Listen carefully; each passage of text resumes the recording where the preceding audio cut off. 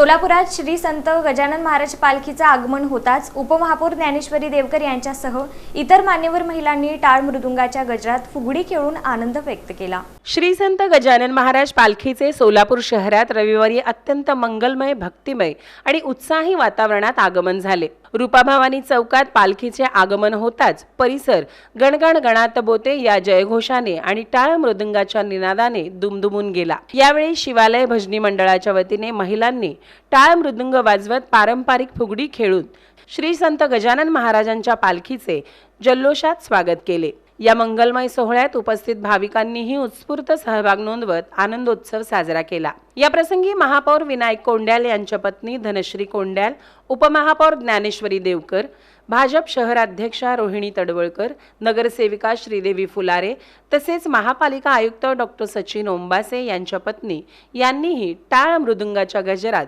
फुगडी खेळून भक्तिभावाने श्री संत गजानन महाराजांना वंदन केले। त्यांच्या सहभागामुळे स्वागत सोहळ्याला विशेष रंगत आली।